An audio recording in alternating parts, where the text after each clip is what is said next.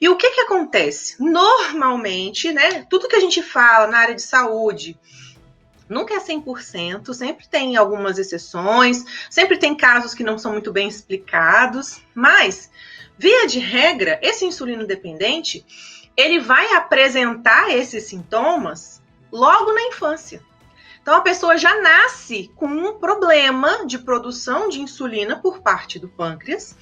E aí, ele ali, com 6, 7 anos de idade, algumas crianças com muito menos disso, né, com 10 anos de idade, enfim, ela começa a apresentar determinados sintomas. Fraqueza. Por quê?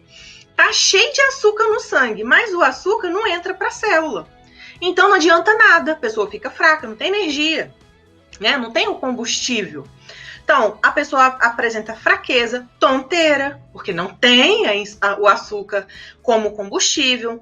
A pessoa apresenta visão embaçada. Ela tem vários problemas enquanto criança.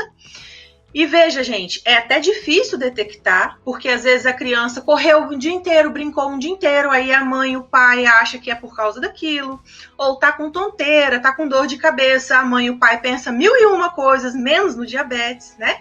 Então é até um problema esse diagnóstico, mas normalmente esse paciente que é insulino dependente, a clínica dele se manifesta logo na infância. Existem idosos que vão apresentar diabetes tipo 1? Existem pessoas adultas que vão apresentar? Óbvio, existe sim. Pode acontecer alguma doença, algum acidente que possa comprometer o funcionamento do pâncreas.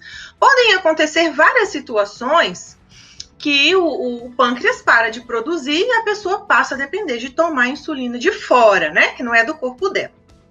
Agora, o diabetes do tipo 2 é um diabetes adquirido. Você adquire esse diabetes. Existem alguns estudos que mostram um fator genético, um fator hereditário de predisposição para a gente poder produzir o diabetes caso os nossos pais, os nossos avós tenham diabetes tipo 2. Mas, no geral, o que já se sabe hoje da ciência é que a maioria dos pacientes que são diabéticos do tipo 2 são por causa de sedentarismo, má alimentação, né? Então, na verdade, acabam danificando o seu sistema metabólico e produzindo uma doença que, se tivesse havido um cuidado, talvez nem mesmo o fator genético seria capaz de despertar esse problema na pessoa. Hoje a ciência mostra isso pra gente. Durante um bom tempo, a gente acreditou que o diabetes tipo 2, que é o quê? Quem é o diabetes tipo 2? A pessoa produz insulina, mas essa insulina não é o suficiente para levar o açúcar para dentro da célula. Existem outros fatores envolvidos ali. Então, esse paciente ele vai precisar de ser tratado com medicamentos que ajudem no funcionamento da insulina e medicamentos que ajudem a reduzir a quantidade de açúcar no sangue, como é o caso da metformina, por exemplo, né? Ela ajuda a diminuir, a reduzir essa quantidade, esse nível glicêmico, né, alto. Então, pessoal, esse diabetes do tipo 2, qual é a clínica? O que o paciente vai manifestar lá na farmácia?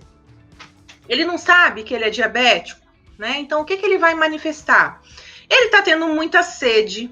Por quê? Tem muito açúcar no sangue. O açúcar está no lugar errado.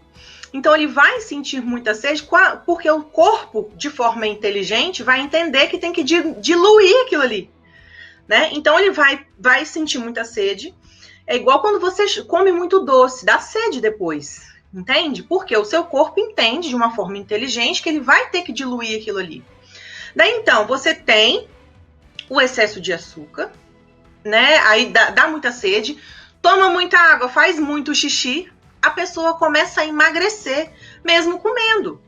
O que faz a gente acumular gordura? O excesso de açúcar que a gente come, mas que vai para dentro da célula, vira um combustível que você vai utilizar, você não utiliza, ele se acumula e se armazena na forma de gordura. Então, a pessoa começa, o açúcar não entra para dentro da célula, então ela vai começar a emagrecer. A pessoa perde peso, então mesmo comendo, ela perde peso, sente fraqueza, sente tonteira, sente visão turva, então ela vai começar a ter dificuldade de cicatrização. Um monte de açúcar no sangue não vai deixar ter o processo de cicatrização funcionando de uma forma perfeita. Qualquer cortezinho vai custar sarar. Né? E aí, essa é a clínica desse paciente. Para ele confirmar que ele está diabético, ele vai precisar de passar por uma bateria de exames.